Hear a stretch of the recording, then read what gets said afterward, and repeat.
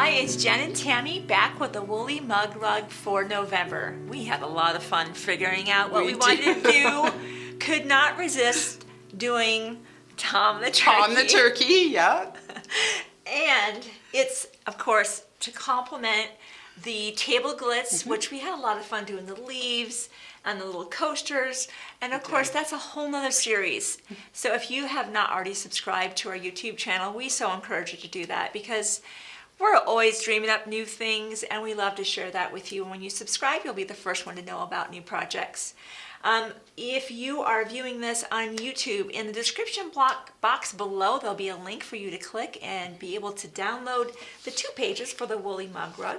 And then later on, if you want to be doing the table glitz, of course, same thing. You can be able to look for that video there. Yeah. Or if you're on our Shabby Fabrics homepage at the very bottom, there's a link that says free downloads. Click there, you'll be looking for the woolly mug rug series, and of course there's one for each month. Yep, and the same with table glitz. I mean, there's a lot of downloads. There are. So let's jump into that. If you've been following along with the woolly mug rug series, you know what I'm about to say, but if you're just seeing this for the first time, I'll get you caught up. Once you get your 2 pieces of paper downloaded and printed, we love to use our daylight light box because it just makes it so easy to trace stuff. It does. I love it. I use it all the time. I'm not taping things up to the sliding glass door or squinting. I can easily see. We will be using the Heat and Bond light. We like to fuse things down. We do like to fuse them. They stay put. They stay put rather than pinning and you're having to shift the pins. So we really enjoy using the fusible webbing just because it's not going anywhere. So of course you'll grab your fusible webbing with the kind of bumpy side. Bumpy side down. And you can see from the overhead camera, it's a no-brainer. And of course the daylight wafer, this is the wafer 1, has a way that you can adjust the brightness up and down so that you can find just the right light for you. I love that part, and when you turn it off and turn it back on, it remembers where you were. How does it do that? I don't know how it's that smart. I just know it is. It does that. So, and of course, this light box comes in 3 sizes. We're using the smallest one today because it fits our project. It does fit our project. So I would just, of course, trace around all of my shapes, roughly cut around those shapes, and you would be ironing that to the back of your wool. That's in your kit if you're going to be purchasing the kit that is available from Shabby Fabrics, or if you're using your own wool, you'll just be ironing that to the back of that, if there even is a back. You know how some wool... Sometimes there's not a back. Sometimes, often, there isn't. There's so not a back. Whatever side that you consider the back, you'll iron that here. Now with the circle, you're going to do it twice. Once on the fusible webbing and once on freezer paper. We absolutely love our Cut-Right heavy-duty freezer paper. I think one of the things I love about this is the thickness of it. What I'll do is actually pull this. This is the freezer paper one. This is the one you will be doing the stitching on. Yes, that's correct. That's the one I use for this. Tammy's always preferred using the stitching on the side, the one that has the freezer paper, because she's not going through the fusible webbing. Right. I don't want to go through that extra layer if I don't have to. Now, look at this. That's how thick this is. Heavy. Yeah. You can absolutely get freezer paper from the grocery store. In the beginning, I did, and I reused multiple layers because it was flimsy. Then this is just such a wonderful product, and we can use it again and again. Yep. So I do. We'll use this for next month, and next month, and next month. That's right. Once you get all of your shapes down to your background, that's when all the fun begins. Yes. You can certainly just cut all your shapes out, and you can, of course, your ground's going to go down the back. Put your feathers and then your turkey, all your various shapes down, and then you're ready to rock and roll. And that's where we want you to jump into it. Fun. Each time, again, if this is the first time you're watching one of our woolly mug rug videos, Tammy's going to teach us some stitches that you may not know. And as I've told you before, if you've seen this, I don't peek in the sewing room when she's doing that. I don't know what she's going to be teaching us today. So let's enjoy this together. Let's take a ride. We'll take it to the point where you've gone ahead and stitch. I've whip stitched it all down. Okay. This is our thread set for the month right here.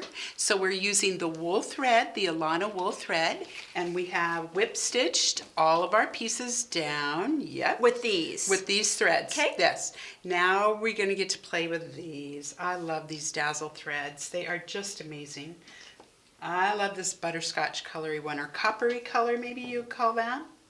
And if they haven't seen the whip stitch, what was the first one that we did in the series, The whip Tammy? stitch, that would be February. Okay. It would be the hearts for February. So if you're like, what's a whip Yep. stitch?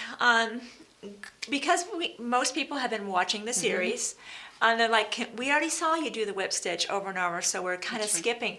But again, if this is the first time you've watched, Yep. go back to the Woolly look Mug at for it, yeah. February, and she gets into Yeah. more detail of what the whip stitch is, because you'll be Exactly. doing that each time you do the Each Woolly time. Mug rug. And really, the truth is, every time you kind of stitch down wool to the background of anything for any Right. project, you use a whip stitch, I do right? use a whip So stitch, this yes, is I something do. you're going to use on I other do. projects. All the time. Okay, Yep. so we're All going the to jump time. into your specialty Okay. stitches. All right, so the first thing I did was I took a friction pen. I'm going to draw a line. I want to do a center line on my turkey feather. So I am just going to take my friction pen. I love these things. And if you don't exactly get it in the center, you can iron it off and do it again. Let's try. Let's do it. It's Do my it. favorite magic trick. Yay! And you do it Ta-da! again. And now we do it again. Let it cool down a little bit, and we do it again. This, I love that. Okay, so we have a line down the center of our turkey. This is the Italian knotted border stitch. So you're thinking, what I did was I decided to take a portion of this border stitch and use it to run vertically rather than as a border. Really? Horizontally like a border, like if you were outlining your applique. I chose to put my stitches vertically because I just love the way this looks. Oh, So I'm going to start with a center line. Now if you have the Creative Stitching book by Sue Spargo, I highly recommend this book if you do not have gosh. it already. Yeah. It is full color. It has all of the stitches are detailed in here step by step. I always tell you on your download what page I'm working on. So for this stitch, I am working on page 62 in your Creative Stitching book. All right? All right, so I'm going to visualize my center line. All right? And I'm going to bring my thread to I did knot my thread. I'm using Dazzle, and I'm using a Sue Spargo, this Milliner's One. I love these needles. They are perfect for working with these Dazzle threads. They have a large eye, and they're easy to thread. Right. And I really like that. Okay, so I'm going to bring this up. Now when I bring this down, I'm going to do kind of like a fly stitch. So you're going to come in up here, and I'm going to poke my needle out right on my line.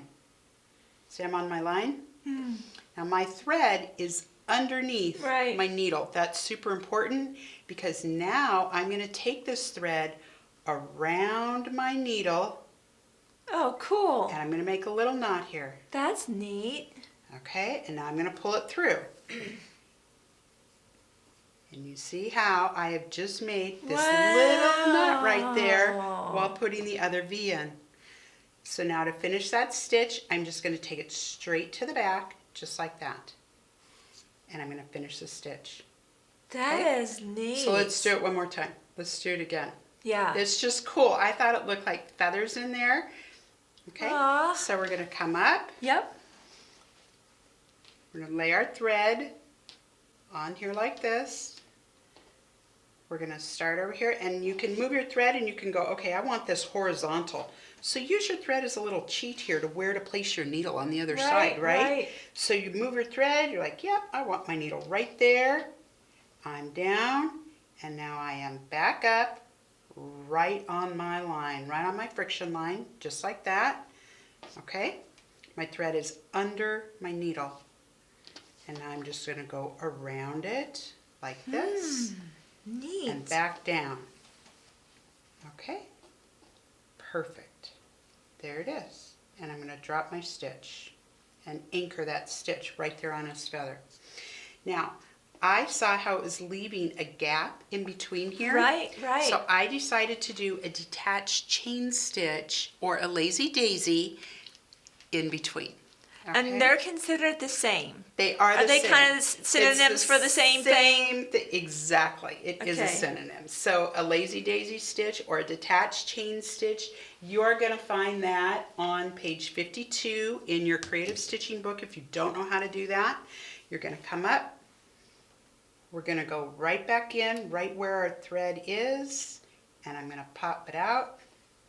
Make sure your thread's under your needle and come all the way out. Boom, there it is. Oh, that's and great. anchor that stitch right down. Okay, just like that. Wow. Isn't that fun? Yes. I love that. I love the look of all these little stitches on there.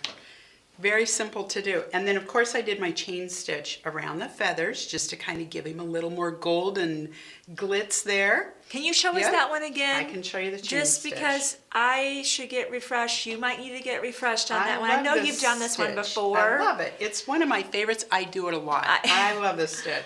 So I'm going to come up right on the edge of my applique, and I'm going to just take my needle right back down where I came up and ahead just a little bit, loop it around, and come through. Just like that. And it just makes this little chain, just this little link.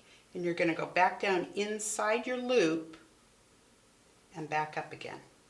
That way, wrap it around. Just like that. There See, we that's go. how they're linked together. Yes. So you always go into the chain that you made before to come out with your new chain. I just love the texture. Right. I mean, you could have done Isn't a that fun? backstitch around here, Oh, yeah. but it wouldn't be nearly as no. prominent. No, I wanted it to just be shiny. We did little French knots for his eyes, and I just did a large stitch for my grass in here. Just a That's straight all there stitch is. for that. Yep, just wow. a straight stitch. That was it. It was so Fantastic. fun. So then when you're done, you're Yep. going to take your fusible, right? We're going to take our backing. We're going to peel this off, put it on here, and iron it down. And then I'm going to do a blanket stitch around with black thread to finish it off. And you're done. It's super cute. And again, if they're, I think we demonstrated the blanket stitch probably in the Yes, first. I did. Go back to that February one. Well, I know you're already working on yeah. December. Oh, of so course. we will see you for the woolly mug rug in December. Perfect. See you then. Bye.